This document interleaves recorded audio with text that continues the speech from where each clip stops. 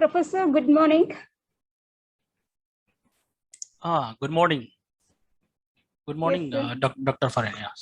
good morning, sir. Mhm.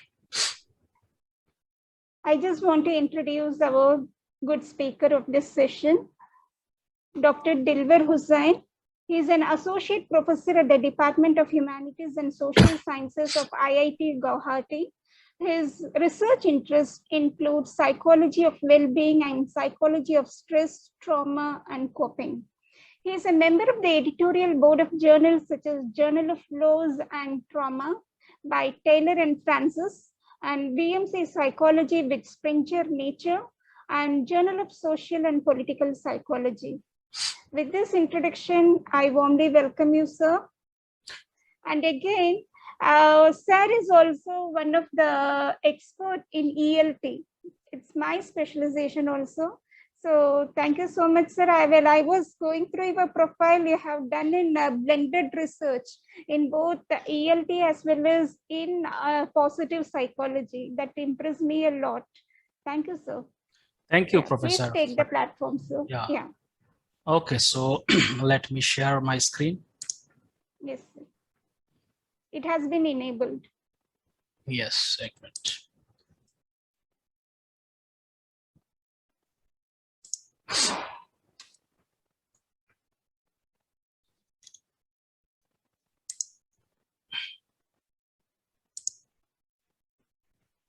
Is it visible? Yes, sir, of course. Okay.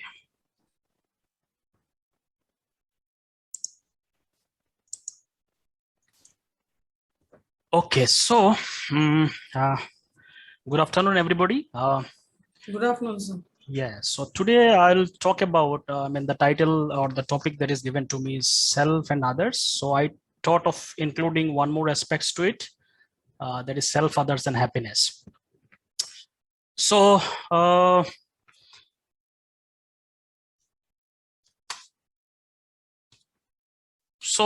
we know the self concept is one of the main, determinant of how we feel, how we relate, and how we behave. It is a self concept, how we define ourselves mentally is very important in terms of in our quality of life, the emotional experiences of our life. Now, when we talk about self concept, it is not out of blue that we develop self concept. We don't just generate it from within ourselves. We also develop our concept of self. Self basically means who am I, from our relationship with others.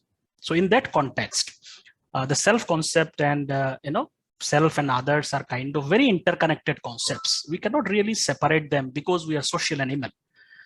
We don't live alone.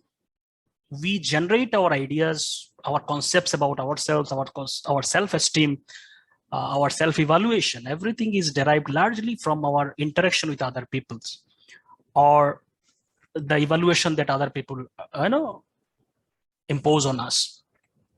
So now, in this context of self and others, one important concept that I'll be talking about, rather than giving you just philosophical talks on what is self and various theories on self, it will not be really helpful because this is a workshop on personal effectiveness.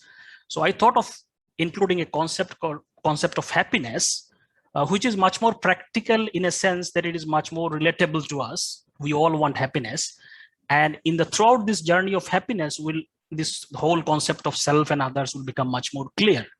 So I thought of approaching the lecture in this way. I hope because it will be more practical in a sense, rather than giving you just all the philosophical concepts, which is not the idea of this workshop. I want it to be more relatable in terms of practical life. Okay? So I will start talking about the concept of happiness. Before that, I will just introduce you with the concept of well-being. You might have heard about this term called well-being, I'm sure. Now, what is this well-being is all about? It's a broad term which includes happiness also. So when we talk about well-being, we are actually talking about optimal functioning and experiences. So if you as a person, you are optimally functioning, as well as your experience of your life is optimum, then we can say you are in a state of well-being. What does that mean? Is that, these two important aspects are very important. One is your functioning, how you are functioning in life. Are you effectively doing best of what abilities you have? Then you are functioning to your optimum level. Whatever potential you have, you are doing it at your best. Experience means what is your emotional experiences particularly?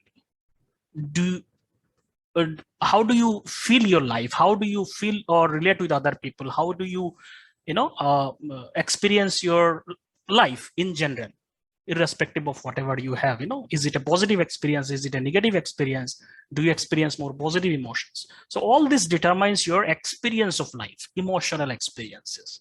So if these two aspects are at the optimal level, then we can say you are in a state of well-being. If it is not so, then we say your well-being level may not be that high. So well-being can be conceptualized in so many different levels. We can talk about well-being at the individual level. We can talk about well-being at the societal level, community level, country level, global level. Okay? All these levels we can talk about because well-being is also individual as well as collective. As a society, we collectively form, what is the well-being level of our society? Are we really flourishing as a society? So we can talk about well-being in so many ways. So the well-being is about enriching human life and enhancing human functioning. So this is one important aspect of well-being that, when we talk about happiness, we need to understand what is the meaning of well-being. So well-being is a broader term. Under this, happiness is one aspect of it. Okay? Particularly the emotional experiences level, we talk it about happiness. If you are happy, means your emotional experiences are in a right direction or in the positive direction. Okay? Now, there are two philosophical approach to look at well-being. One is called as hedonic well-being, another is called as eudaimonic well-being. All of you might have heard about these terms if somebody has read some philosophical books. Philosophy of hedonism and philosophy of eudaimonism. From those philosophical approaches, psychologists took some ideas, took some of these approaches, and they defined well-being from these two traditions. So well-being can be categorized either as hedonic well-being or eudaimonic well-being. So what is the difference between these two approaches of well-being? Okay. Now, if you see, when we talk about hedonic well-being, we are basically talking about emotional aspect of it. As I said, well-being has one aspect of experience, emotional experiences. So hedonic well-being is about well-being related to emotional experiences. Are you experiencing life in a positive way in terms of your experiences or emotional experiences? That will determine your hedonic well-being. So mostly it looks into your pleasurable experiences, your happiness, mostly positive emotions. Happiness, typically we connote with the idea of happiness with the emotions. We'll look into it a little bit more detail. So hedonic well-being includes the idea of pleasure, enjoyment, satisfaction with life, comfort, ease, and those kind of things. Whatever we seek we all seek all these things. We want to make our life more pleasurable, more enjoyable, more satisfactory. So these are the aspects that we seek. And if we have them, then our hedonic side of well-being is much better. On the other hand, eudaimonic well-being talks about well-being beyond just happiness. So they are saying, well-being is not just about feeling good about yourself. This is one aspect of it, but actual well-being should be conceptualized in terms of how are you able to actualize your potentials. Okay? आपके पास whatever potential you have, are you able to realize those potential, work towards it, grow in life? Do you have meaning in life? Do you have good relationship with other people? Do you have long-term goals to achieve? All these aspects, which are not just emotional experiences, these are all categorized under eudaimonic well-being. So eudaimonic well-being talks about well-being in terms of meaning in life, actualization of potentials, realizing those potential and working towards it, personal growth, self-realization, maturity, ethics, excellence, autonomy, mastery, all these things which are kind of makes our life in a long-term sense much more meaningful, much more goal-oriented. These are called as aspects of eudaimonic well-being. So researchers agree that if your life has both aspects, hedonic well-being as well as eudaimoc well-being will enhance your functioning level. Hedonic well-being will enhance your experiences of life, much more sweet, much more better. If both these aspects are there, then probably we can say the well-being holistic sense. You have a well-being in a holistic sense.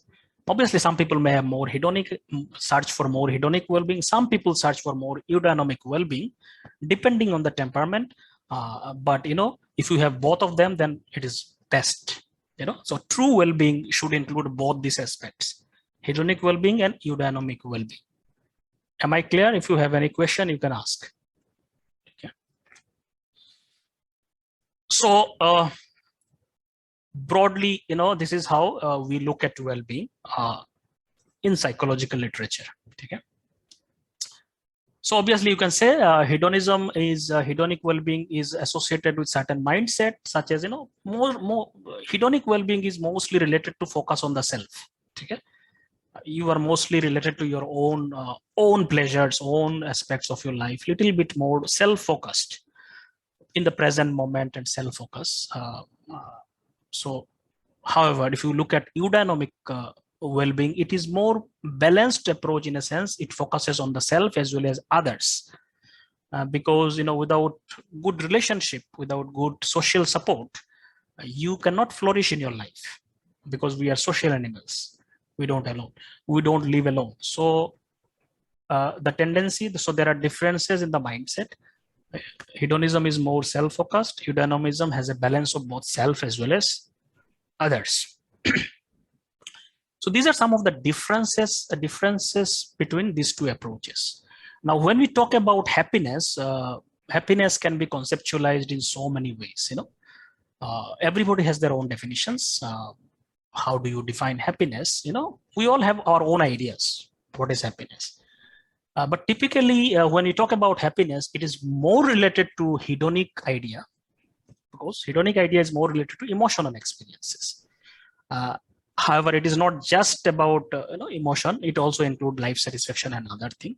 So when in psychology, when we talk about happiness, we are actually talking about hedonic well-being. Aspect is given more importance. Obviously, eudaimoc well-being is also related to happiness, but it is more indirect connection is there. Hedonism is more directly related to happiness because it itself is conceptualized as happiness. So can I ask one thing? Yes. Most of the people know they are only concerned about hedonism. No, it's very few people think about eudaimonism. What do you think about it? Generally, we have a tendency for the first one, not the second one. No? Yeah. So it is possible. I don't know. I don't want to make a generalized comment that everybody are more towards hedonism. Probably more people, because this is something we all seek. Continuously enhance our experiences of life. Emotional level, we always seek that we want to become happier. We want to feel good about it. So continuously, as by nature, human being pursue all these things. You want to immediately become happy. You want to immediately get something to make yourself happy. So continuous this seeking is very inherent in the human nature. But if you look at eudaimoc, you have to kind of delay your gratification. You are not just concerned about the present good thing or present emotional experiences, pleasant pleasure. You want to achieve something in the long term. So you need to have some dedication, some perseverance. Yes. And by nature, many people may not have those tendencies, whenever we have a long-term goal, we generally forget and then fail, then again go towards other things, short-term pleasures and other things. So you can say it is by design, human mind is more towards, immediately what I am getting. So it needs certain courage, certain perseverance, certain delay of gratification, certain disciplining of mind, which you need to do. It will not happen automatically. So that is why, you need a little bit more effort in this direction. And we know people don't like to put effort. We want to do things which easily can be done. So anyway, but obviously you cannot live just by hedonic ideas. Eudaimonic aspects are also important. Many times people realize later and they get engaged. Life teaches you so many things. So there are so many dynamics to it. I cannot give you a very simple answer to this. Okay, sir. Okay, somewhat clear. Okay. So these are two ideas of well-being. And when we talk about happiness, it is more towards hedonism, but not just typically pleasure and other things. It also includes satisfaction of life and other things.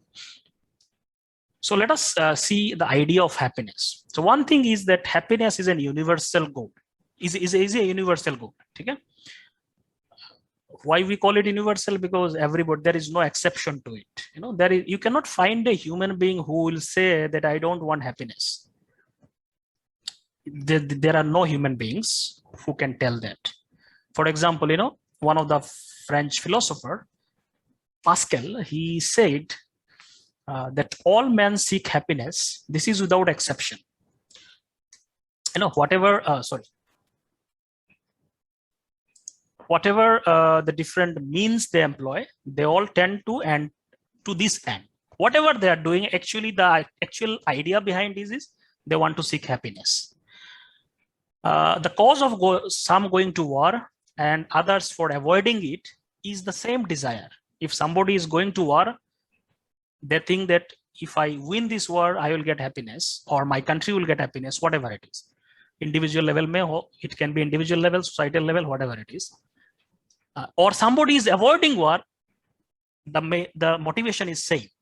By avoiding war, they want that, avoidance of war will increase happiness for individual or collective level. So the desire is common. Whatever action we do apparently doesn't matter. The actual inner desire is always the same, with basically approached in different ways. So the will never takes the least step, but to this object, that is happiness. This is the motive of every action of every man, even to those who hang themselves, even people who commit suicide. They also commit suicide with the idea that probably it will end their suffering, which means they may be happy. So whatever people do, somehow the basic motivation is same, that we are seeking happiness constantly. And this is across culture, and it's a universal goal, universal motive that all human beings seek. So it's a highly valued thing in every society. Not only do people aim for happiness in their own life, but we also care for happiness of other people. Ideally, we should care. And all governments should aim at increasing greater happiness for greater number of citizens. Whatever we are doing at the individual level, at the collective level, ultimately the motivation is about happiness. So this is such a deeper connection between all human beings, that we are all different in every possible ways. But this is one common thread probably that connects all of us, that we seek happiness in all actions. So if you see, self-help books, an Amazon bookstore or any bookstore, you will find hundreds of books on happiness. Some are written by professionals and some are written by lay persons describing their own ideas. Okay? So there are many books about happiness. So let's see what psychology talks about it. For most of its history, psychology is concerned on disorder. If you see the history historically, psychology's focus was more on psychological disorders and treatments. If you see mostly clinical psychology, the focus is more on diagnosis, mental disorders, and treating disorders such as anxiety, depression, neurosis, schizophrenia, and so many other disorders. We have large number of disorders. So the psychology has been mostly focusing on the diagnosis and treatment of this disorder, of various kinds of disorders. It was practical in a sense, because if people are having disorders, we need to give them attention. Okay?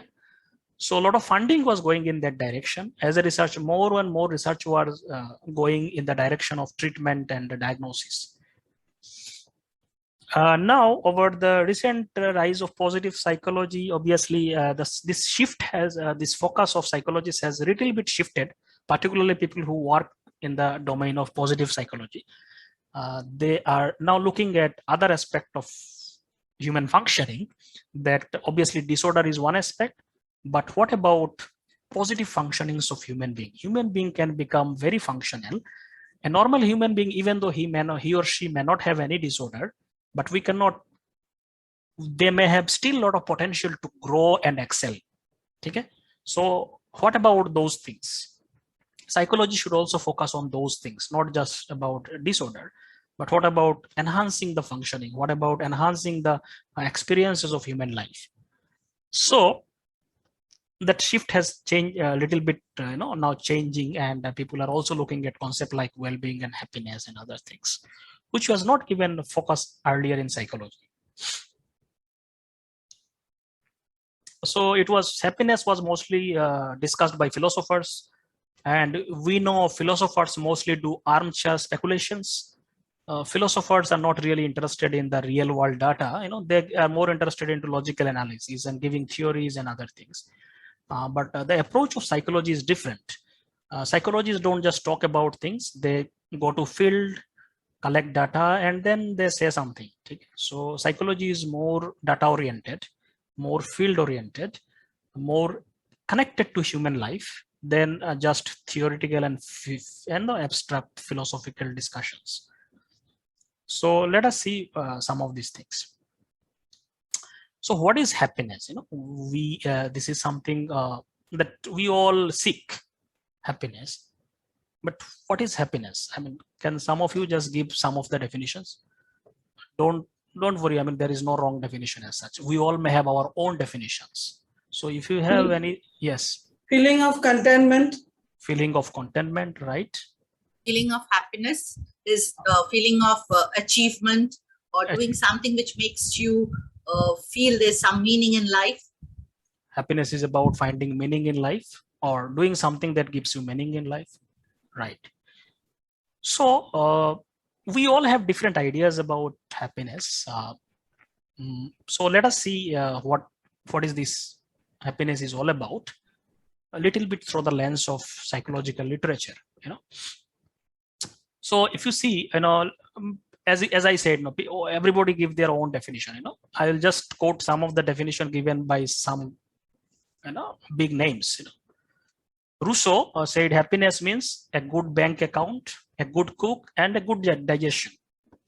So this is his definition, probably in a more sense of humor, he said. So if you have good amount of money, you have good, cook who can cook good and delicious food, and you can digest that, then you are happy. So this could be one of his definition. This is one of the definition. Another person said happiness is nothing more than health and poor memory. This is another approach to look at it. So poor memory, why poor memory? Because it is the memory that disturbs us. You remember all the things that happened in the past, so many bad things, and it disturbs your emotions. So if you don't remember a lot of things, you will be very peaceful and happy. Mark Twain said happiness consists of good friends, good books, and sleepy conscience. यहाँ पर भी उन्होंने sleepy conscience की बात किया है. Probably if you think too much, if you are too sensitive, probably you will become, you may not experience happiness. What do you mean by sleepy conscience? I don't understand. Conscience in the sense means, mostly in a moral sense. If you think sleepy conscience? Sleepy means आपका conscience is sleeping, not active. Okay. So if your conscience is very active, means you all the time you will think, yeah, what is right, what is wrong, and But now got it. So you will be always disturbed by it. If you don't think too much and your conscience is very dull and those things. So these are mostly in a humorous sense. Most of the people talked about it. Okay. So I mean, these are examples of how people can define happiness in a different ways. Aristotle says happiness is the meaning and the purpose of life. This is a very serious definition, and actually from Aristotle, this eudaimonia concept that I talked about, this eudaimonia word eudaimonia was given by Aristotle.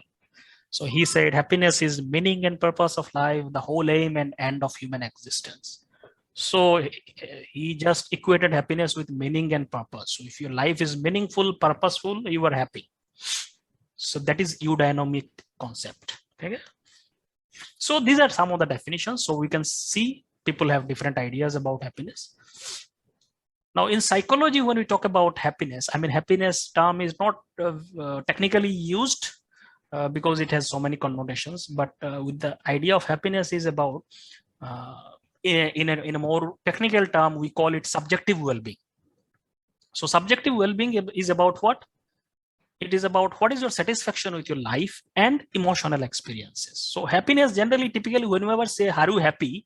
One idea is, are you feeling good about something? Emotion kaisa hai aapka? If you are emotionally positive, that means you are happy. So emotion is more given emphasis when we talk about happiness in a day-to-day life also.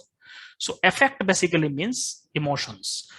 And satisfaction, are you satisfied with your life? What is your satisfaction level of your life if you overall look into your life?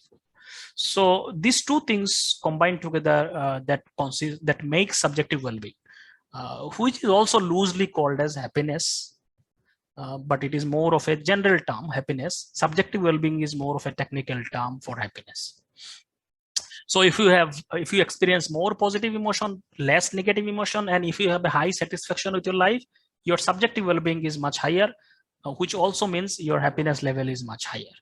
So these are also measured by different questionnaires in psychology, and we can measure people's level of satisfaction and happiness.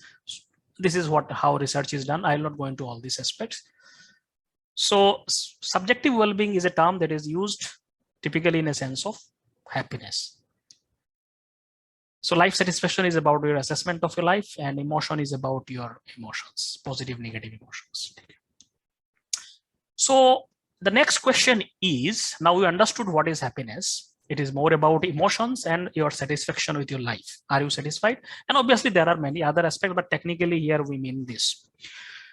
Now the satisfaction of life is important also, not just now what gives you satisfaction, it depends on so many things. So we'll not go into all this thing now. Now, do we know really what makes us happy? This is a question, that is also very important. Now we know happiness is important. We all seek happiness, but do we really know what will make us happy? So if I ask this question, people may give so many answers, such as, somebody may say, a good relationship will make my life happier. Or somebody may say, if I get this dream job, it will make me happy. If I get more money, it will make me happy. Somebody may say, if I just lose weight, I will be happiest person. Somebody may, if I look a little younger, or somebody may, if I have a baby, whatever it is, people may have so many targets in their life, and it keeps changing. So we may have so many ideas that if we get all these things, probably it will make us happy. But the question is, do we really know what makes us happy? Or when we get them, do we really become happy in a true sense? So let us explore this question. Now there is a concept called affective forecasting. Okay. Now affective means emotion. Technically in psychology, when we say affect, AFFECT, it basically means emotions. Forecasting means before something happens, when we predict something. Prediction. Forecasting means prediction. So affective forecasting basically means when we predict about the emotional consequence of something, we continuously do affective forecasting in our life. So for example, I may think, okay, if I get this X object in my near future, I will be the happiest person. Or if this thing happens, my life is doomed. So continuously we make predictions about different things that may happen, may not happen, or if this happens, what will be the consequences? I will be the happiest person, or or my life will be doomed. All this continuous emotional prediction, we keep on doing it. We technically call it affective forecasting. How do you forecast something? Predict your emotional consequences of some events happening in the future. We continuously keep doing this all the time. Okay? So whatever decision we take based on whether it will have a positive emotional consequences or not. So let's say you want to buy a car. So you may think, if I buy this model, it will make me very happy because it has all the features. So you are doing an affective forecasting. So this car will make me very happy. So you are doing an affective forecasting. So will you become happier if your wishes come true? Can you predict what will make you happy in future? If I ask you this question, I know what are your ideas? I mean, do you really make good predictions about emotional consequences of things? What are your ideas? I mean, some of you may share your thoughts on this. Are we good at predicting what gives us happiness?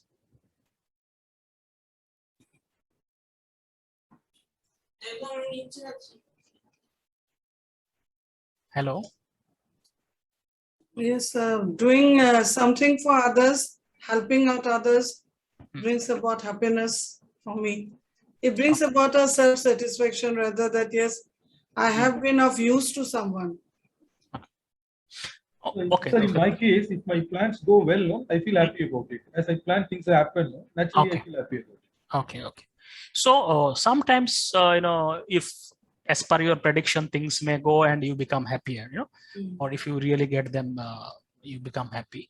But the research shows generally human beings are not very good at predicting what the emotional consequences. Not very good. Actually, what emotions will bring with certain events in the future, people are not very good at. You may think, okay, this X thing will make me happy. That is okay. I mean, people are good at it. We generally know if this happens, it will make me happy. If this happens, I know it will make me sad or something. What specific things we all know, but actually the intensity, I mean, it will really make me happier for a very long time or something like that. That intensity and the time frame, the duration, people are not very good at predicting those things. Sometimes you may think if I get this thing, my rest of the life will be very good. Now, this kind of predictions are generally not very accurate. So this research in the area of affective forecasting shows that, whenever we make predictions about future events, about emotional consequences, people generally mispredict, particularly how much pleasure or displeasure a future event will bring. What will bring pleasure, what will bring unpleasantness, we all know about those things. But how much, what intensity, what duration, we are not really good at predicting those things. So this is one of the aspects of affective forecasting. Why? So generally people are good at predicting whether future events are likely to present unpleasant. No? Just for example, one of the participants says if she is able to help someone, it gives them happiness or satisfaction or whatever it is. People are generally understand what in terms of nature of events. However, they are not very good at predicting the intensity, kitna khush ho sakte hain usse, or for how much duration of emotional reaction. Generally, people are not good at it. For example, people generally underestimate, or more commonly, they overestimate the intensity of emotional consequences. Overestimate karte hain. For example, if I buy a car, you think the kind of happiness it will bring, you overestimate before buying that car. When you actually buy car, that intensity is not that high, or it just short term and it goes back, But before buying, when we make prediction, we think, the intensity will be very high. I will be very happy, and for a long time on those kind of prediction we make. But when actually that event happens, it is not very close to what our prediction is. So that is the meaning of, misprediction that happens. Do you agree with this? I mean, or is it just theory? Yes, sir. Yes. Very true. Very Yes, true. It's true. Yeah. So why this happens?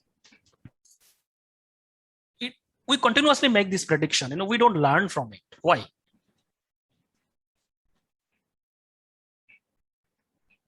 Because for human, there's always a new aim in their life. Yes. We are always So satisfied. whenever they, Mhm. so self-satisfaction is not there. So Okay. whenever they reach to a particular goal, or they bought a car, so they may have a better next time they want a bigger car.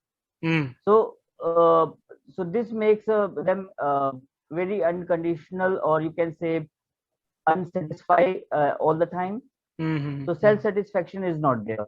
Yeah. So one thing is obviously what you said, what all of you said, is that our aspirations keep changing. Yeah. Okay? Our craving, we crave for more and more. We crave for more and It's more. a, it's a human nature. Materialistic life. It's a human nature. We Right. are more Nature. materialistic. Right. So obviously what you are saying, everything is right. Another more specific reason what literature talks about is called as, something called as impact bias. What that means is these are technical terms, don't worry about them. It basically means that there is an error that people make by overestimating the intensity and duration. जो अभी हमने बोला है, वो हम overestimate करते हैं generally for both positive as well as negative things. If we predict, okay, something bad is going to happen, we overestimate that my life is gone. Now I cannot think what will happen to me. But actually that happens slowly we adapt and we do good. Most of the people, ऐसा नहीं होता है, we just, our life become completely useless. But when you predict, it looks like, my life is gone. If this happens, my life is gone. But actually when it happens, obviously it is a bad event, you will feel bad about it. But people very soon adapt to it and then they move on. So in the negative aspect also you overestimate. In the positive also you overestimate, okay, my life, I will be the happiest person. And then when it happens, it is gone very soon. In both the cases, we overestimate. So that is called as impact bias. This is kind of bias in human thought processes that we overestimate. So it happens for both positive and negative emotions. So we may overestimate how happy or unhappy in case of negative event, if you get desirable or undesirable things respectively in future. In both cases it happens. That is why a lot of our sufferings are actually self-created. Actually, objectively that event is not that bad, but because we predict that, okay, if this happens, my life is gone. You are making it in your mind. Actually, this has not happened yet. And if it happens, it may be problematic and disturbing, no doubt, but you can still adapt and go on with it. But when you predict, you feel it's unbearable. So your suffering is multiplied again and again and again, in your prediction phase. So that's the problem. So a lot of our sufferings are self-created like that. When actually things... you meant to say about expectations in life? No, this is what I'm saying. This is a kind of biasness that is there in our mental processing. Human being, while predicting, they overestimate everything. उसको बहुत glorify करते हैं, both for positive as well as negative events. So this is kind of a tendency in human mind. So that is why we are calling it as a bias. और ये bias बार-बार होता है. Even though so many times and every time it happens, we don't learn much from it. So this can happen. So why this happens? One reason the cause is called focalism, which basically means this is a tendency in human mind that they overestimate how much we'll think about that event in future and underestimate the extent to which the other event will influence thoughts and feelings. So when we predict, basically it means what? When we predict about an event in future, we are only thinking about that event. There is nothing else in my mind. So when I am thinking about buying a car, so I'm only thinking about, when I have this car, how much I will enjoy and I will go for drive and all this glossy, all the glory, all the positive aspects will be there in your mind. And from that state, you are making a prediction. So at that moment, your mind is occupied with only that particular thing. So your whole focus is on that. So your emotional experiences in the proportion will also go high. So you will be very happy because you are only thinking about that thing. But when actually that happens, when you actually buy a car, now when you buy a car, let's say it is not, your life is not just about buying a car. So many other things are there you need to do. Okay? You have so many deadlines to fulfill. There are so many conflicts in your family, then so many issues in your job and so many things. And buying a car is one more thing. When actually that event happens, this event is happening with so many other things. So all these things will kind of reduce the impact of that event when it actually happens. In real life, it always happens with so many other things going on in your life. It is never one thing in your life. Our life is full of events. So actually when this happens, because of so many other things happening, the intensity goes down. And we are not so happy as we predicted. Okay? So this is called focalism. So while you're predicting, you are just focusing on one thing. And that is why the intensity is very high and you think it will be for a very long time. But when it actually happens, you need to attend to so many other things and whatever it is. So that intensity goes down, or you don't really enjoy it that much as you predicted. So this is called as focalism. This could be one of the reason, apart from a few things that you also said. And obviously then making sense also. Many times when something is unexpected or for the first time something happens, we are very excited, but slowly then immediately we make sense of those things, and we become adapted to it. So that is why whenever a new thing happens in our life, whatever, buying a car or something, we become very excited for some time, then that excitement goes down because now it is a familiar thing. You know about this car and everything. Now that excitement automatically goes down simply because of that unexpectedness has gone out of the picture. So for example, whenever we visit in any destination for the first time, our happiness level is very high because everything is new, we are exploring. But next time when we go to the same place, there is not that much excitement, simply because there is no novelty in it, no newness in it. So this is what happens. Making sense of novel event reduces the emotional intensity. So these are some of the reasons which causes all this misprediction or biasness in our thought processes, in terms of so many times we make errors in judging how much happiness something will bring in our life, and we keep making this error in decision making. So this is what happens in many decisions. So impact bias can impact your decision in a very small thing to very profound thing. Whom should you marry, for example? All this thing can be influenced by this impact bias. So generally, while predicting something and making a decision, we project according to our prediction phase, and when actually happens, things may be very different. So these are some of the things that continuously impact our decision making. So many times, so many ideal things when you get in a life, they don't bring so much of happiness as we expect them to. So this could be some of the reasons. It can happen to retrospective also, for the past event also, similar process and reasons are there. So I'll not go into that aspect much more. The thing is that because of this biasness, we don't learn, we keep making those errors many times. So the next question is, can we become happier? As you said, some of you said, few things makes you happy. If you do this, help people, a lot of things make you happy. A lot of the self-help books that we are talking about that are available in thousands, they all talk about that you can increase your happiness level. But the question is, in reality, it is possible to increase your happiness substantially, sustainably. There are research that talks about both aspects. Some aspect shows there are problems in it in terms of enhancing happiness, and some research shows it is possible. So let us see what is all this about.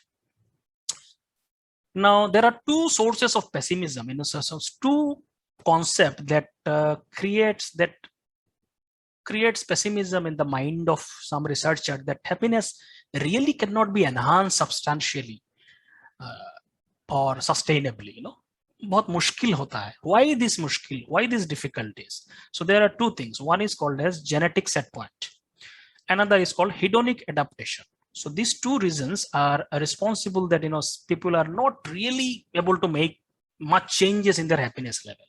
Somehow वही आसपास घूमते रहते हैं, some certain level. So one is called genetic set point. That means what? We all have genetic limitations, which came from our parents and ancestors. And this genetic determines our body, physical body, as well as many mental aspects. Okay?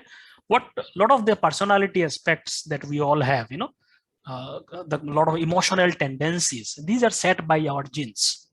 Okay? So some people you might see, they are by tendency they are more happy. Most of the time they are very happy. You might have seen some people are like that. Some people, if you see, by tendency, by nature, they are most of the time more depressed or sad रहते. They also don't know. This is something in their gene, probably. So which makes these individual differences. So genetic set point means genes. Sorry, sir. Yes. Can I ask? Yes. Is there any genuine logic or any research, biological research behind this? Yeah. So I'm talking about it. Okay. So this genetics sets limit to our experiences, including emotions and happiness. So this, what kind of emotional experiences you have, genes also plays very important role. But the role of gene may not be that strong. Let's say physical characteristics may gene plays very strong. What kind of nose, what kind of skin color, these are totally determined by your gene.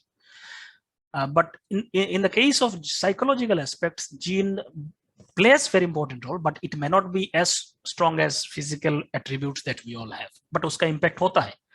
So that's why it will set certain limits. So that is why it is called a set point. So gene has limits certain set points.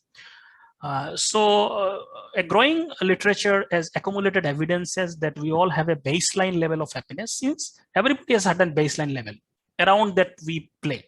Some people, some people are not so happy in a sense, in emotional sense.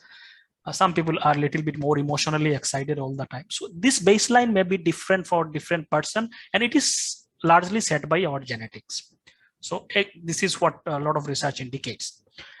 So this happiness level could be very stable because of this set point. Now, from where this is coming is I have removed those research evidence, research primarily because of shortage of time.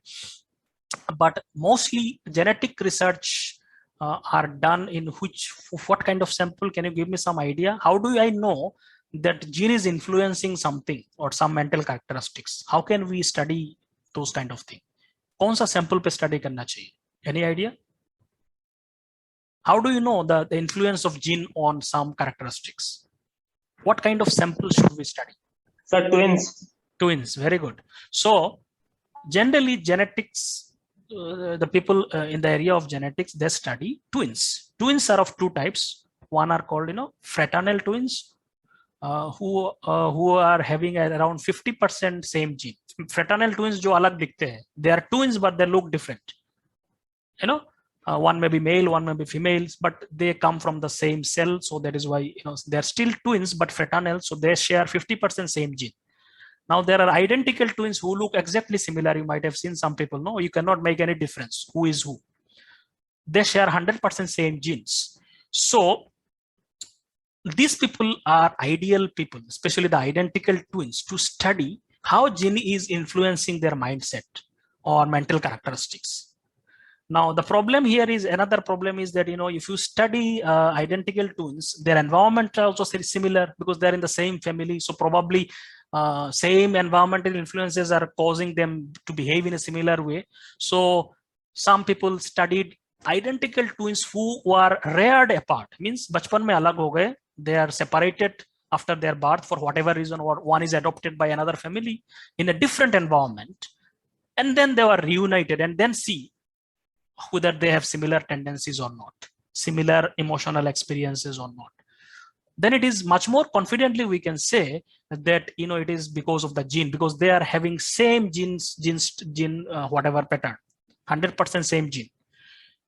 So environment are very different. They are raised in a different families, and a lot of such research actually shows that even in such cases where identical twins were reared in a very different families, when they are united again, still their similarity in terms of mental characteristics are very high. They still show very similar liking and disliking. So this clearly shows that gene is very strongly influencing their characteristics because their environments were very different. Even some were raised in some of these researchers in a different religious background. Still their mental qualities are very different, very similar.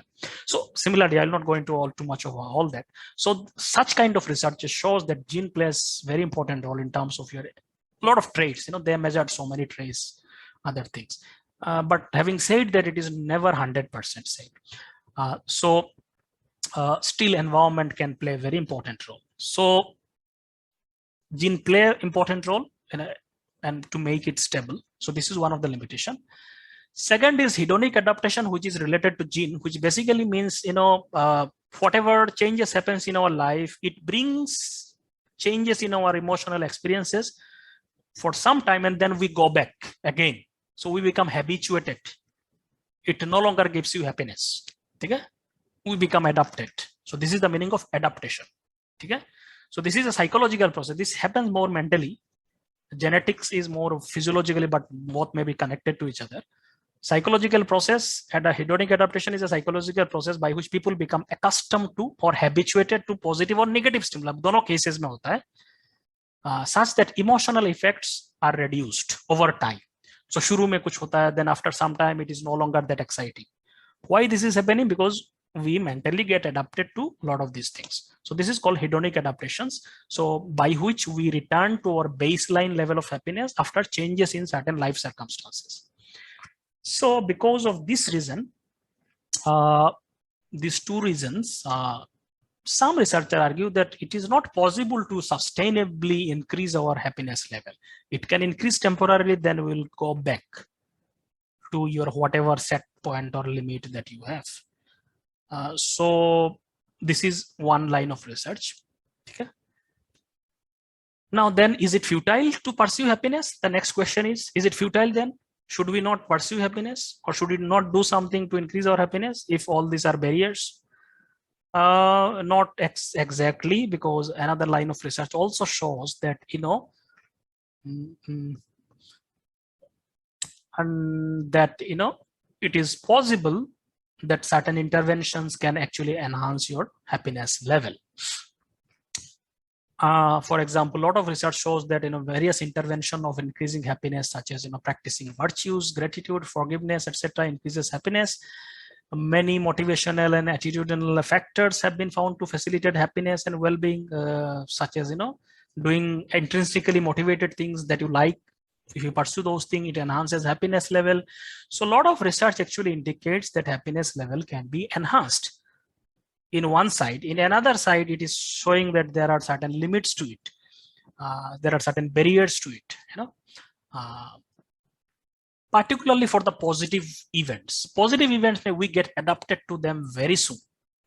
अच्छा चीजें जब होता है, positive चीजें होता है, people get adapted to them very soon, and almost completely. It never, after some time, it doesn't give that kind of satisfaction or happiness. But for negative event, people may take more time. If something bad happens to your life, it is not so soon that we get adapted. It takes a lot of time. If some bad thing happens in your life, and some event, people may not get adapted at all throughout their life. If something very bad happens, let's say death of someone, sometimes people are not able to go out of those traumas after long, even throughout their life. Or let's say some disability, or maybe unemployment or something like that, which constantly reminds you some negative aspects, or constantly as a background, it will torture you. Then it is not so easy to adapt. So in case of negative events, adaptation is much more difficult. But fortunately, most of the things, we generally get adapted and move on. But for positive people, generally, kitna bhi acha ho jaye, to whatever level or extent, something is positive, people generally get adapted, and people get completely adapted to them. So there may be differences in the nature of event also. So what is that? Why this paradox? Why these differences? So let us try to understand by using a model called as sustainable happiness model. This model was given by Lyubomirsky and her colleagues in 2005, and they said our happiness level is caused by three factors. One is called as your genetic set point, whatever genetic composition you have. Another is your life circumstances. What are the circumstances you are facing in your life? What kind of circumstances you are born and at the present stage you are kind of facing life circumstances. Are you rich, poor? Are you in a good situation, or are you in your health is good or bad? Whatever life circumstances, this will determine your happiness level. And the third factor they said is called as intentional activities. What activities you do intentionally. So let us see all these three factors. So based on some past research, they showed it with a pie chart like that said genetics may determine about 50% of your happiness level. This is not saying that if you measure exactly 50% will come like that, This is a some general no idea. It is not a fixed like 50% means 50% for everybody. It's not like that. This is a generalized model. It may not be 50% for every case. These were taken from different studies, and it was kind of suggested that about maybe about 50% could be determined by our gene, what kind of happiness level we have in our life. 10% is determined by your life circumstances. And 40% remaining is kind of determined by your intentional activities that you do in your life. Now, generally, if you see, we think our life circumstances is very important in our happiness level. But this research shows it is very small contribution it does. Why? 10% only. I mean, if you compare with other, I'm not saying exactly 10%, but if you compare with other two categories, life circumstances plays very little role in happiness. So when we say life circumstances, we're talking about which geographical region you were born in, are you rich or are you poor, and those kind of things, circumstances. Why do you think life circumstances plays very small role comparatively? I'm not saying this does not play a role, but comparatively small role. Why? So can I make a try? Sir, Yes. Is it a mindset really which matters? What we think about it? Yeah. So those things will come into those intentional activity part. Yeah. But my question is why life circumstances plays very small role? Because the human always think positive, and as per the situations, he has set always a new goal, and he tries to transform himself with the situation, which is positive in his way, which makes him happy. So that is why circumstances are making very less impact overall in his life. In a way, right, but the main reason why life circumstances, because these are constant facts of your life.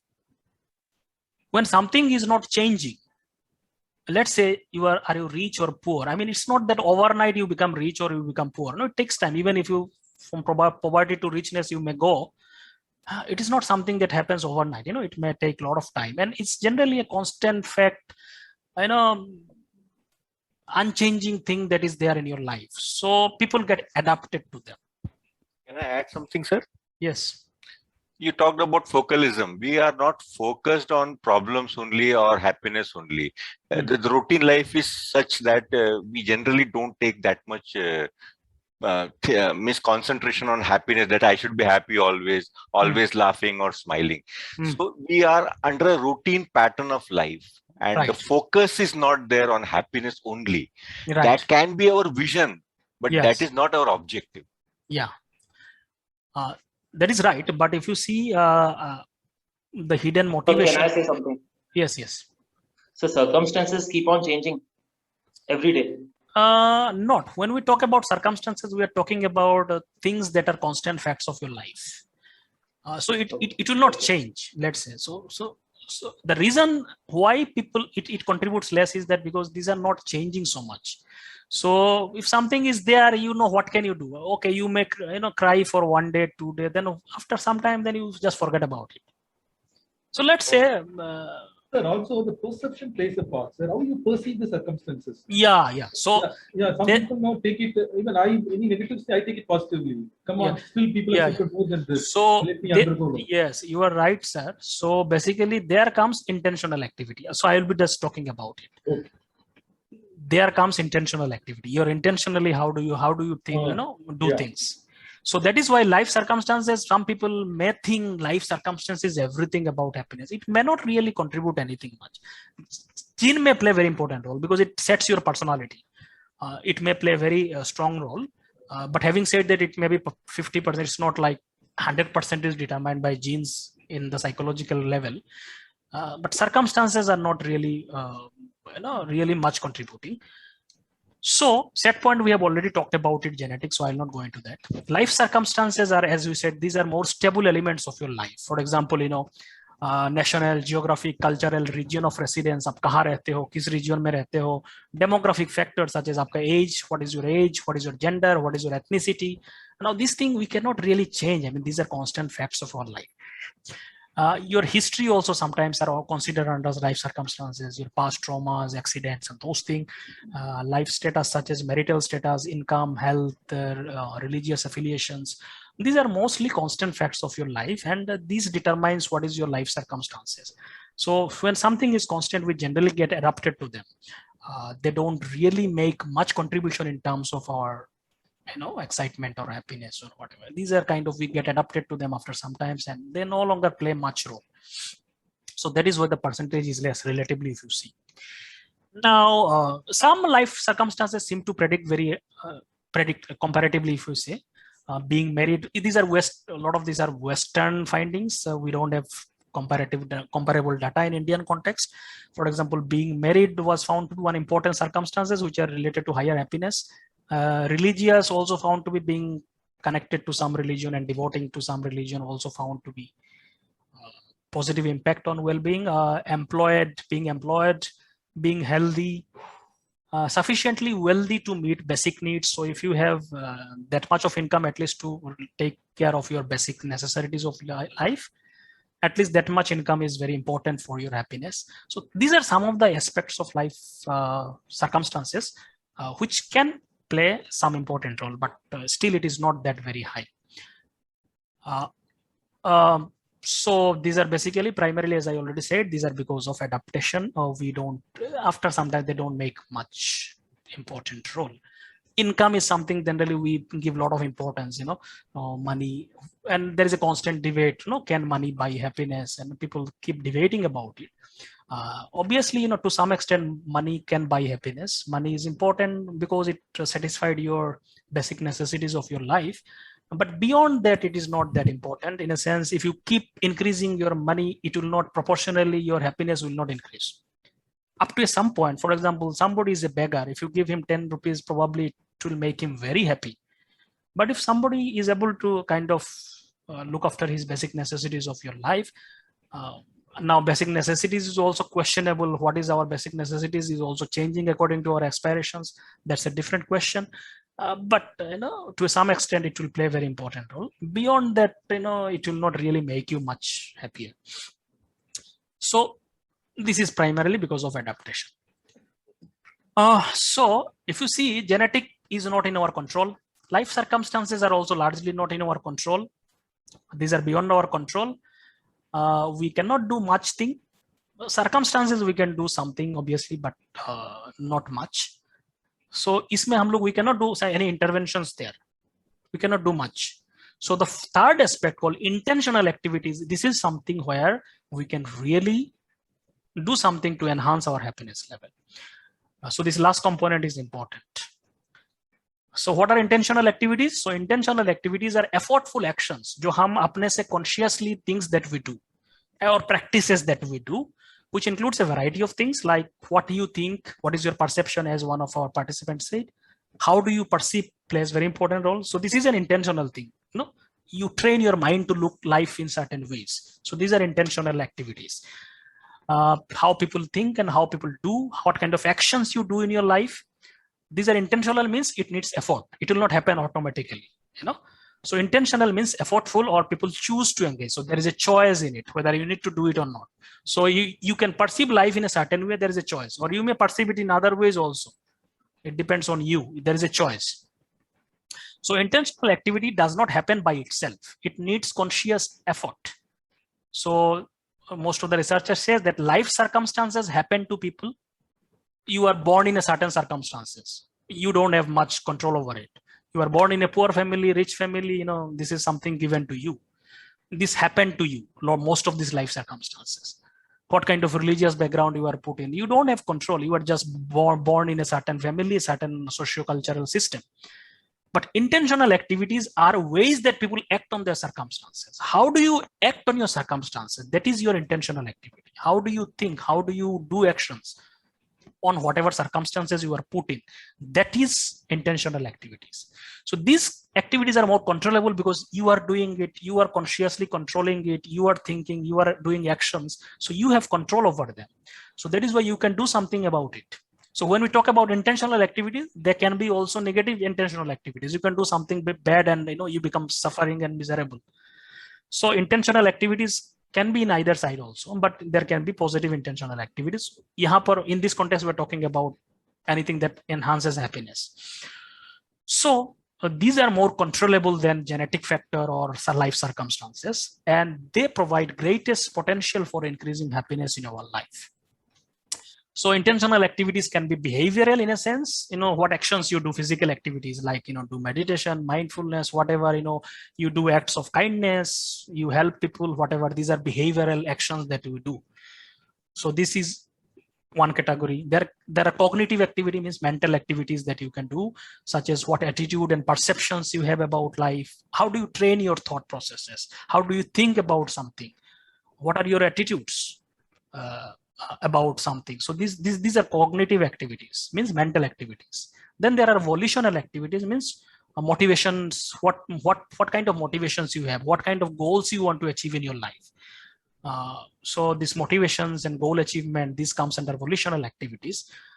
So intentional activities can be behavioral, means what actions you do. It could be mental thought processes, or it could be goal oriented, motivation oriented activities. All kinds of activities can be under intentional activities, which we all engage in all the time throughout our day, and they determine a lot of what kind of emotional experiences or satisfaction level that we have in our life. They play more important role than what circumstances you are in. Whether you are rich or poor may not determine anything, but how do you think, how do you feel, what kind of motivation you have, what kind of goals, achievement you want to achieve. These are the main thing that will determine your happiness level, not objective circumstances.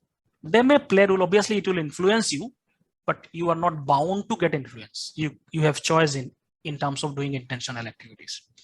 So we, in the technical term, psychology call it positive intentional activity interventions, where certain interventions or activities are found to be enhancing your what is called as happiness level or your well-being level.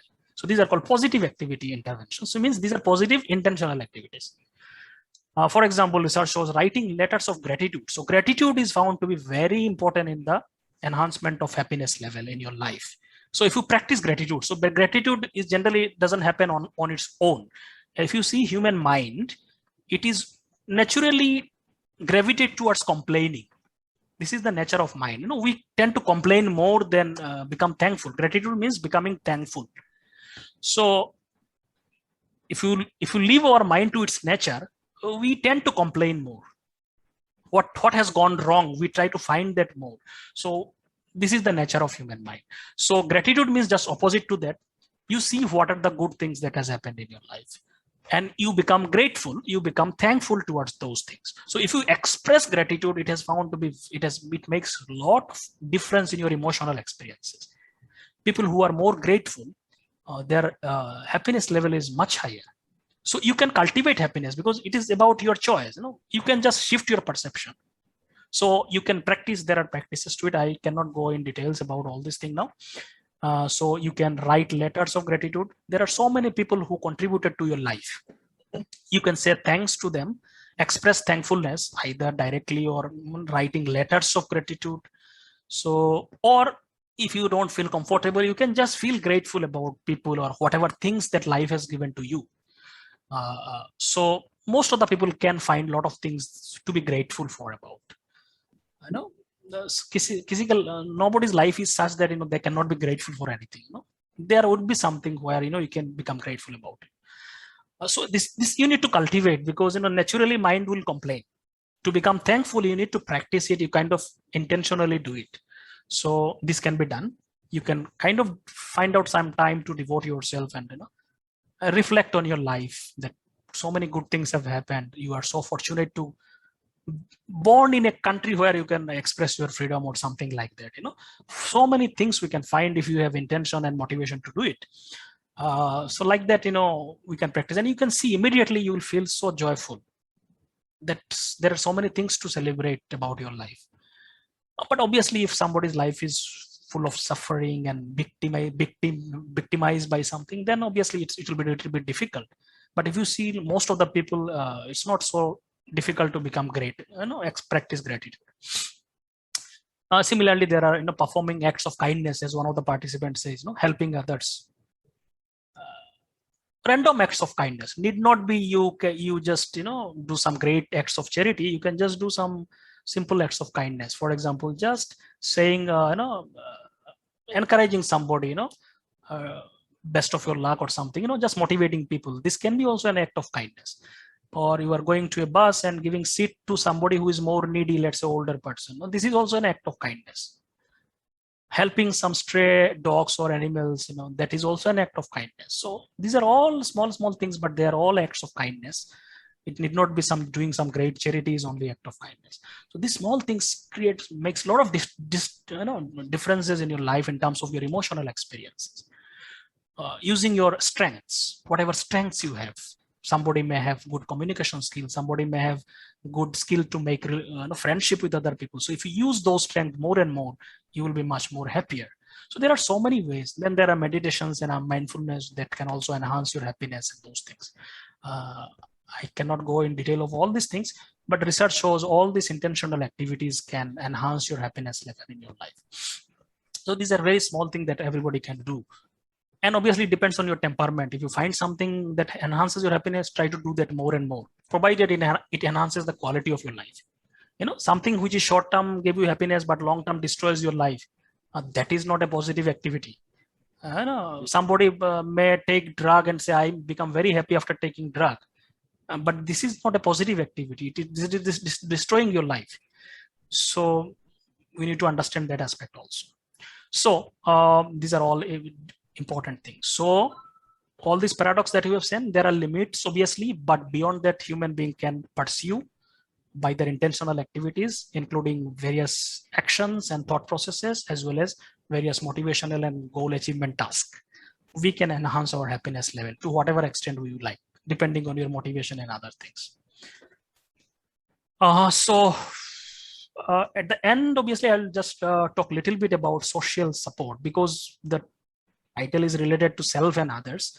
So our happiness is not just about ourselves. It is about what is your connection with other people. That is also very important. So social support means, do you have right kind of relationship with people, and that do you have enough support system in place when you find difficulties and other problems of your life. That is very important source of coping as well as enhancement of happiness in your life. So because as we said, human beings are social animals and we are programmed to bond with others. This is something inborn tendency in all of us. It's a genetic kind of tendency or motivation. We cannot live alone. Social isolation is very damaging to human mental health. So we keep bonding with people. This is a fundamental need or basic urge, irrespective of any culture or whatever you see. It's a human thing. And now social support is defined as information from others that one is loved and cared for, esteemed and valued, and part of a network of communication and mutual obligation. So that is the support system that you have. So it's basically whenever you have a social support system proper, that means it will have a soothing impact on your friends, family, and acquaintances. Now, so this is a very fundamental need that we all have. Okay, it's important personal resource, because whenever we as an individual, I have certain abilities to deal with a situation. Now, if I have social support system, it could be from your family, from your friend circle, whatever it is. That means others' resources are getting added on to you. Okay, so your resource is becoming much larger in terms of dealing or handling a situation. You can do only certain things because your abilities are limited, your resources are limited. But when others also help you, their resources are kind of added to you, and you become much more empowered, in a sense, to deal with a situation or to cope with a situation. So many times you might be in a difficulty, but the moment you remember, okay, one of my friend can help me out, immediately your stress is gone. So it is such an important coping resource, and it should be importantly and valued in our life, because this is something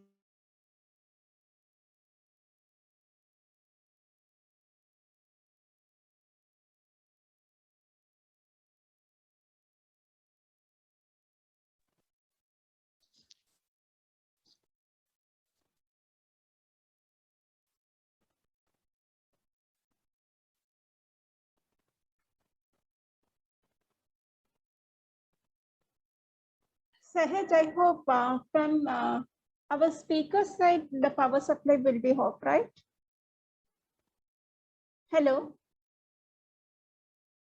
Sahaj, are you there? Yes, ma'am. I hope from the speaker side, the Yes, ma'am. Yes, ma'am. power supply would He just have told- gone, right? Yes. So, Ma'am, he just left the meeting. okay, no, I hope it may be due to some internet connection problem or due to this power supply.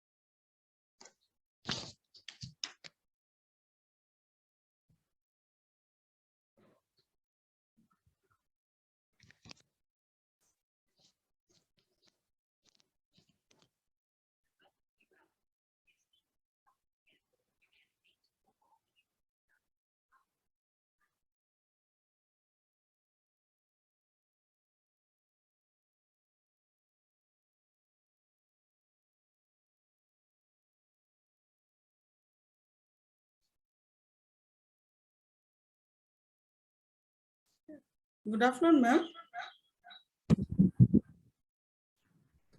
Yes, ma'am. Good afternoon. And when shall we get our PPTs? Ma'am, probably by Thursday evening. I made to get some more materials from more resource persons. Probably I will collect all the materials because sending it in a single way will be nice. So otherwise we will be leaving some other materials, no? So we can correspond to all the resource persons and collect everything, and then I will be sending it by Thursday evening, right? Okay, ma'am. Thank you. Yeah. Thank you. Ma'am, will you get the recordings? Have you any provision for this? So for recordings, after the program, we have to crop and then we will be sending it. Okay, it will be nice, ma'am, and definitely it will be helpful for in future also. Because these recordings are actually, these are the real life problems, no? So Yes, definitely it will be helpful in future also. It is mandatory, sir, actually. So then we have to submit it to Atal also. And by the way, we will be submitting to resource person as well as to the participants, everybody. Okay, ma'am. Okay, ma'am. And one more doubt, ma'am. Yes, sir. Actually, yesterday I have not attended the class Yes, due to sir. some personal Yes, problems. sir. So, I have to speak a lot about it. Okay, just ha. give me 10 minutes time. Let me Okay, speak okay, to the no problem. speaker because he is Okay, not okay, in the okay, because okay, he is okay. busy right now. So Okay, I okay. was not able to contact him. Yeah, yes, So, Okay, okay, yeah. okay. So there was some internet connection issue. So I just connected through mobile. Thank you, sir. No issues. Come on. So Yes, sir. probably, I will not be able to display here this PPT, but anyway, just it's okay. So basically, we're talking about the social support system, which is very important, and in that context, also people also use pets as a kind of a social support system also. Now, there are different forms of social support. One is called as tangible support, which is basically about material support, such as somebody giving you financial support or some tangible support that can be kind of measured. So that is called as tangible support, giving somebody money as a help. So that is called as a tangible support. Then there are informational support, which is about giving advice, suggestions during difficult or stressful time. That is called as an informational support. You support them giving information which is required to deal with the situation. Then there are emotional support, obviously, when you empathize, show compassion and empathy towards me and makes them feel cared and understood and affirmed in a situation. So that is called as an emotional support. These are basically some of the major kinds of social support that we receive and we provide in our social network. So many times we need all kinds of support, and if people are there who can provide all these kinds of supports, it is very good network system where people can give emotional support, tangible support, as well as informational support. Now, social support has been found to be very important in terms of coping and enhancing the quality of life. So particularly, it shows, particularly, there are many studies that shows that it can enhance in terms of the biological level also. A lot of stress hormones that we have, it reduces all the stress hormones and has a positive impact on our physiology as well as physical health. And even many studies shows that it can reduce mortality rate also if we have a proper supportive system. So there are studies that are there. I'll not be able to show here at this stage. So if you see, mostly it buffers. Social support system, it buffers the stress. Buffering system, basically, if you know, there are buffer springs in a car where all the shocks that comes from the road are absorbed by those buffers. So similarly, social support is like a buffer. So whenever there is a shock or a problem from outside comes, it goes through that support system, and the impact is less on you because it is absorbed by other people. So that is what social support system does in terms of reducing stress and enhancing your happiness level and other things. So there is something called as a convoy model paradigm that we can use to kind of practice or kind of do some social network analysis, our own whatever network we have. It was developed by Tony Antonoxy and another researcher, Robert Kahn from University of Michigan in 1980s. So they say convoy means it's a group of people who move together throughout their life. So we all are connected to so many people and we all move together. Obviously, we all may have different things to do, but as a group, as a convoy, it's like a convoy that we are all moving together and we all are connected to each other and share each other's problem. So that is called as a convoy. It's all people who are connected to us. Now, in this convoy, there are people who are very close to us, some people who are a little bit distant, and some people are very in the periphery of our network. So there are different categories of people in our convoy. And there is a variation in their closeness, quality, and function, and the structure. So this convoy, they give you kind of a way to understand that. So if you see concentric circles, agar circles एक बीच में circle है, then there is a circle outside of it, then there is another circle outside of it. If you kind of picture it like that. So the innermost circle, the inner circle includes all people who are very close to you, like your family members and the best friends. They are in your inner circle. Generally, in our conversation also, you use this person is my inner circle. This friend is in my inner circle, means is the closest person, very close person. So some people are in the inner circle. So then there is another circle outside, where you may be people who are good friends, but not as close as like your parents or the best friends. They're still very important. And the outermost circle may be the people who are kind of acquaintances. You know them, and let's say the colleagues in your workplace. You say hi, hello, and there is a professional relationship, not very close maybe. So they could be depicted in the outermost circle. So this is how convoy of social network can be represented in like that. And you can do this exercise. You can find out how many people are there in your inner circle, how many people are in there just outside that, and the outermost peripheral circles. So in terms of social support, people who are in the inner circle plays most important role in terms of really coping and dealing with the difficulties. The innermost circle and the next circle plays very important role. So at least some important people should be there in your inner circle in order to analyze the quality of your social network. So if there is no one in there, so then it is a kind of the network has some deficiencies. You need to work on it. Nowadays, even parents are not there in your inner circle. Things are changing. So all these things are there. So you can do your analysis of social network using like that, innermost circle mein kitne log hai, something like that. It's not like, you need to have a large number of people, not like that, but some people whom you can depend and talk to during the difficulties of time. Number may not play a very important role, but at least some people should be there. So this kind of exercises you can do to kind of look into that. So we can work on building social support network. We can enhance the quality of it. One way of doing it obviously is to identify and improve the existing problems in your network. Many times because of silly reasons, we have conflicts in our social network. So the people who are close to us, there may not be really actual reason. Somebody may not be greeting you in a party and then you have conflict with that person. Now, human beings are like that. We are so egoistic. It's a little bit of something and then we go into the fighting mode and the relationship is wasted. So I think what is more important is that you need to kind of see the importance of people in your network, that how important they play a role. And those silly things maybe we need to kind of keep apart in order to kind of improve the quality of our social networks and people who are there in our social network. So this is something. Obviously, sometimes things goes wrong and we cannot do anything about it. But many times it is because of our own silly reasons, we get disconnected from the people. Those things can be avoided.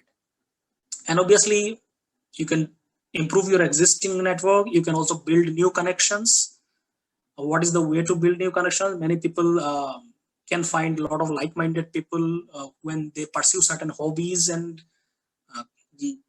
altruistic activities, group activities. When they do, let's say let's say mountaineering, you can join some clubs of mountaineering and go with people who are like-minded, and you will find so many people, and like this you can grow your network if it is necessary. This is how many people do. Then there are alternative ways of social support, like having pets in your house also. That is also helpful sometimes. So there are so many ways we can look into that. So these are some of the ideas that I want to talk about in terms of, I thought will be more important in terms of a workshop like this, where the focus is on personal effectiveness. So with this I'll stop here. Thank you. Sorry for the disturbance because some suddenly internet got disconnected here. So no with this issues, sir. No issues. Thank you, sir. Thank you. Thank you. Thank you so much, sir. Thank you. Actually, I need to render my special thanks to you for all your continuous speech.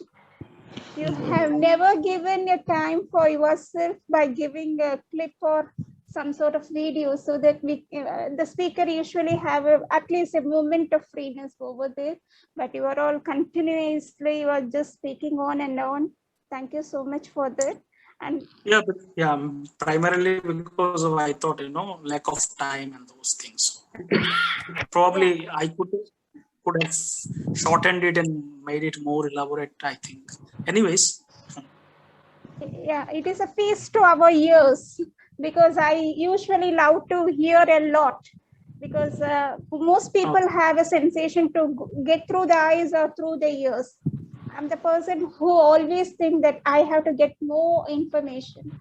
And just because sometimes it happens that for technical presentations, people go for video clips. That is also nice. It also goes with critical thinking. But again, the lectures will be always finest form of giving information, delivering information. If at all, if we have got good ears to listen, it will be a deliberate session for us to know a lot, get more information, because an expert can give a source from 1,000 books, right? So in that case, I always welcome for the lectures. Thank you, sir. Thank you so much for your patience, for your timing, as well as for your great information that you have shared with us. Thank you so much. Thank you, madam. Yes, sir. So I think thank you all participants. Thank you for listening and Thank you, sir. Thank you, sir.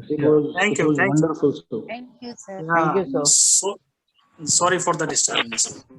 No issues, sir. No issues. No problem, sir. These are the No technical issue. issues and it may happen to anybody. Anybody, No yes, issue, sir. sir. It's Yeah. actually nice session and you are taking a, means I don't know, but madam already said you are taking a lot of research experience in this field. So definitely your words are most valuable to us, because these are not the technical issues, these are the issues of as the title of the works of source, it definitely helps to us, sir.